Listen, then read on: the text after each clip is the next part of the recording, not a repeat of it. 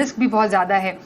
Timing कितना important है विकास किसी सेक्टर या थीम में निवेश करने की, क्योंकि शुरुआत से ही एक्सपर्ट्स ये कहते आए हैं कि जितना जरूरी है एक सेक्टर में एंटर करना उतना ही जरूरी है उससे एग्जिट करना भी। टाइमिंग इज वेरी इंपॉर्टेंट क्योंकि they are cyclical in nature.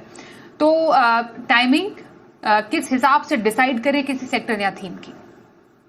देखिए स्वाति, जब हम पोर्टफोलियो कंस्ट्रक्ट की बात करते हैं तो एक अपना कोर पोर्टफोलियो होता है जिसमें आपने 4 या 5 फंड्स ले लिए जो ऑल वेदर फंड्स हैं, चाहे वो फ्लेक्सी कैप थीम हो, मल्टी कैप हो या लार्ज एंड मिड कैप इस तरीके की, या वैल्यू फंड हो, जो आपके मालूम है कि आपने fill it fit it forget it वाला आपने कर दिया। और इसमें हम क्योंकि लॉन्ग टर्म की बात करते हैं और हम बोलते हैं कि पोर्टफोलियो को चर्न मत करिए, तो ये रूल तो अप्लाई होता ही है कि टाइमिंग मत करिए।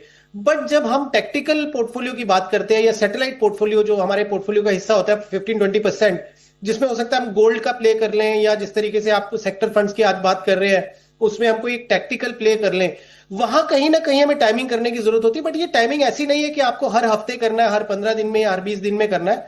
टाइमिंग इसमें भी ऐसा होता है कि कोई एक साइकिल है वो 1 से 3 साल टाइम लेता है प्ले आउट होने में। या आज की डेट में अगर हम डिफेंस सेक्टर की बात कर रहे हैं तो ये कोई एक शॉर्ट टर्म ऐसा नहीं लग रहा है कि 6 महीने का ही साइकिल है, because the way government policies are happening, the way geopolitical tensions चल रही हैं, या हम बैंकिंग और फाइनेंशियल की बात करते हैं। अब जैसे देखिए कोविड के टाइम पे जिस तरीके से फार्मा सेक्टर और फार्मा से रिलेटेड जितनी कंपनीज थी और उस वो सेक्टर फंड ने बहुत अच्छा परफॉर्म किया 1-2 साल के लिए। बट जैसे ही आपने देखा होगा कि सेकेंड वेव ऑफ कोविड आई, उसके बाद जब नॉर्मल लाइफ शुरू हो गया, लोग एकदम से अपने नॉर्मल रूटीन में आ गए और धीरे धीरे गवर्नमेंट की पॉलिसीज ईज आउट होने लग गई, चाहे फ्लाइंग को लेके हो चाहे किसी भी तरीके से गैदरिंग्स को लेके हो। आप देखेंगे अचानक से फार्मा सेक्टर्स और फार्मा कंपनीज धीरे धीरे वो करेक्शन मोड पे आ गई।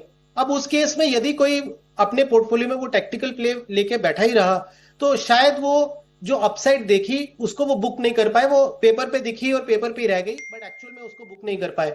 तो यहां पे टेक्टिकल प्ले में ये जरूरी होता है कि आप थोड़ा एक्टिवली उसको मैनेज करना पड़ेगा through the help of your advisor, या खुद से अगर आप बहुत अच्छी रिसर्च करते हैं, या आपके जिस तरीके से आप शोज लेके आती हैं और इतना गाइड करते हैं सबको। ये 3-4 जो मीडियम होते हैं अलग अलग सोर्सेज से जब लोगों को पता चलता है कि हाँ ये साइकिल जो है वो प्ले आउट हो गया है या होने वाला है या इसमें अभी और भी है, तो थोड़ा वो आप ये कह सकते हैं कि ये सबके लिए नहीं है। इट इज फॉर सेवी इन्वेस्टर्स, थोड़े सीजन इन्वेस्टर्स। सो टेक्टिकल प्ले मैं ये जरूर बोलूंगा सबके लिए नहीं है, न्यू कमर्स के लिए बिल्कुल नहीं है। जो मार्केट को और म्यूचुअल फंड इंडस्ट्री को समझते हैं, जिन्होंने थोड़ा टाइम स्पेंड किया है, ये शायद उनके लिए है। और आइडिया क्या है? आइडिया है कि थोड़ा सा अल्फा जनरेट करना है। अल्फा मींस जो एक ऑल वेदर फंड आपका रिटर्न जनरेट कर रहा है उससे may be 2-3% additional return generate की जाए। बट ये इस तरह की जो एडिशनल अल्फा या रिटर्न है वो रिस्क भी लेके आती है। वो रिस्क आता है आप उस साइकिल से एग्जिट कर पाए कि नहीं कर पाए। तो ये टाइमिंग की जब आप बात करते हैं तो